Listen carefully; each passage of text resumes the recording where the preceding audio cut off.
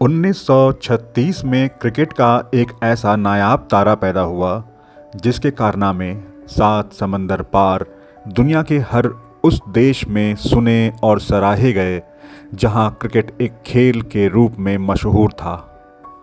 ऐसे खिलाड़ी बहुत कम ही पैदा होते हैं। वो एक ऐसे करिश्माई खिलाड़ी थे जिन्होंने अपने संन्यास के पहले क्रिकेट के बहुत से रिकॉर्ड अपने नाम कर लिए। लोगों ने समझने की कोशिश की आखिर उनमें ऐसा क्या था।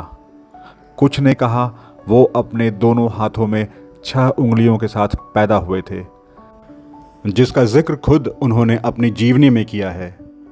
वो लिखते हैं कि निश्चित रूप से बहुत से लोग यह दावा करते हैं कि मेरी किस्मत इसीलिए बहुत अच्छी थी क्योंकि मेरे दोनों हाथों में 2 उंगलियां ज़्यादा थीं। तो कुछ कहते हैं बचपन में वो पुराने फटे गेंदों से खेलते थे जो टप्पा खाने के बाद किस दिशा में घूमेंगी उसका अनुमान लगा पाना बहुत मुश्किल होता था। उन घूमती गेंदों पर किए गए कड़े अभ्यास में जमाए गए सैकड़ों चौके छक्के और चटकाए गए स्टंप्स ने उन्हें एक ऐसा हरफन मौला क्रिकेटर बना दिया जिन्हें पिछले 70 सालों से दुनिया सर गैरी सोबर्स के नाम से जानती है। नमस्कार। खेल के मैदान और मैदान के बाहर की अनसुनी अनूठी कहानियों को लेकर मैं अभिजीत श्रीवास्तव स्टेट मिरर की इस खास पेशकश फिर वो कहानी याद आई में आपका स्वागत करता हूं। वेस्ट इंडीज़ के इस दिग्गज खिलाड़ी ने सिर्फ 17 साल की उम्र में 9वें नंबर पर बल्लेबाजी करने के साथ टेस्ट क्रिकेट में अपना कदम रखा।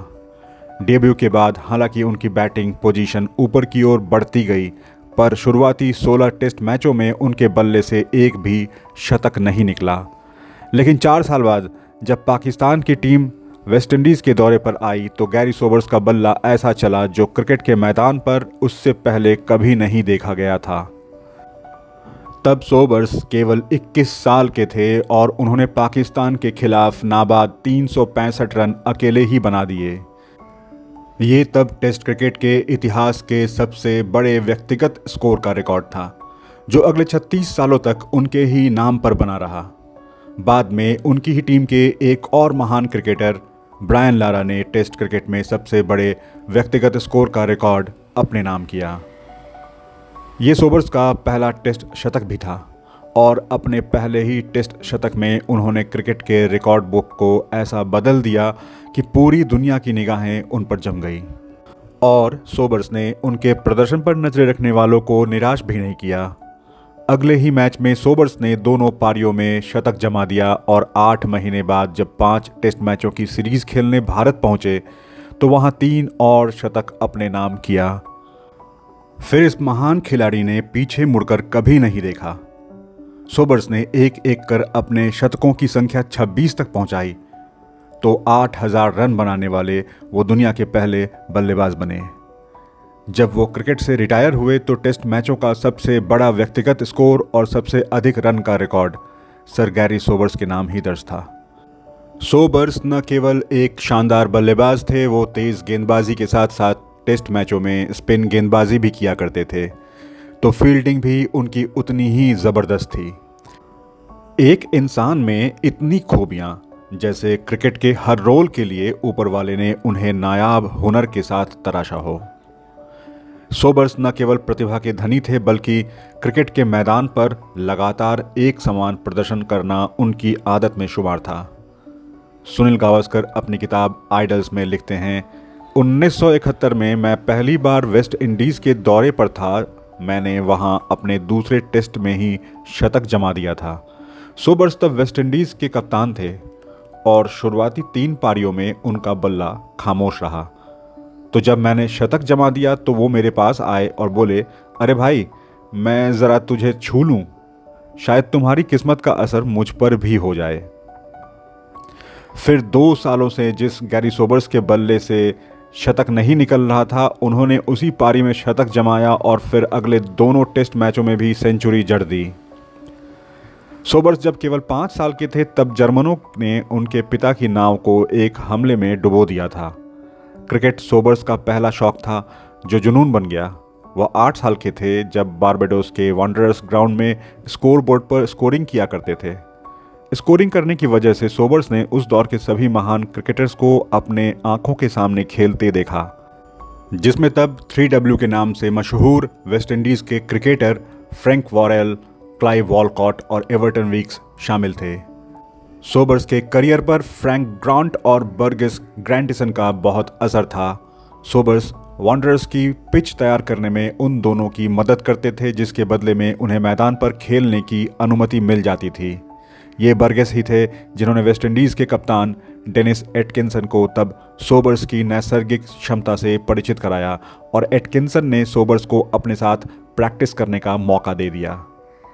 70 के दशक में जब सोबर्स पहली बार इंग्लैंड की काउंटी क्लब के लिए क्रिकेट खेले, तब वो 32 साल के हो चुके थे और अपने पहले ही सीज़न में ग्लैमरगन के खिलाफ उन्होंने एक ओवर में 6 दनदनाते छक्के जमाने का कारनामा किया था। फर्स्ट क्लास क्रिकेट के इतिहास में ऐसा उससे पहले कभी नहीं देखा गया था कि किसी बल्लेबाज ने एक ओवर की सभी गेंदों पर छक्के लगाए हों। 365 रनों की पारी खेलने के बाद जब अगले साल सोबर्स टेस्ट सीरीज़ खेलने पाकिस्तान पहुंचे तो वहां उन्हें खराब अंपायरिंग का सामना करना पड़ा। सर गैरी सोबर्स अपनी आत्मकथा गैरी सोबर्स माई ऑटोबायोग्राफी में लिखते हैं, कराची टेस्ट की पहली पारी में फजल महमूद की गेंद लेग स्टंप के बाहर पैड पर लगी थी, लेकिन अंपायर ने मुझे LBW दे दिया। मैं हैरान था, पर मैंने कुछ नहीं कहा। फिर जब दूसरी पारी में फजल महमूद की गेंद बल्ले का किनारा लेती हुई लेग स्लिप में खड़े एजाज बट के पास एक टप्पा खाकर पहुंची, तो फजल महमूद की अपील पर अंपायर ने मुझे आउट दे दिया तो मुझे बहुत हैरानी हुई। मुझे याद है कि तब नॉन स्ट्राइकर एंड पर खड़े कॉली स्मिथ ने फजल महमूद से गुस्से में कुछ कहा था। मैं ड्रेसिंग रूम में आया और अपना बैग तैयार करने लग गया क्योंकि मैं वेस्ट इंडीज़ वापस जाना चाहता था। सोबर्स लिखते हैं, पाकिस्तानी टीम के कुछ खिलाड़ियों ने मुझे पहले ही बता दिया था कि उन्हें पता था कि मेरे साथ यह सब कुछ होने वाला है। वास्तव में वो मेरे करियर की सबसे ख़राब अंपायरिंग थी। पाकिस्तान में नॉन स्ट्राइकर एंड पर खड़े कॉली स्मिथ वास्तव में सर गैरी सोबर्स के जिगरी यार थे। उन दोनों की दोस्ती की मिसालें दी जाती थीं। 1959 में पाकिस्तान के उस दौरे के बाद उसी साल एक सड़क दुर्घटना में कॉली स्मिथ की मौत हो गई। ये दुर्घटना जिस कार से हुई थी वो कार खुद सोबर्स चला रहे थे। सितंबर 1959 को उस दुर्घटना वाले दिन ये दोनों दोस्त अपने एक और साथी ड्यूडनी के साथ काउंटी मैच खेल कर वापस लंदन लौट रहे थे।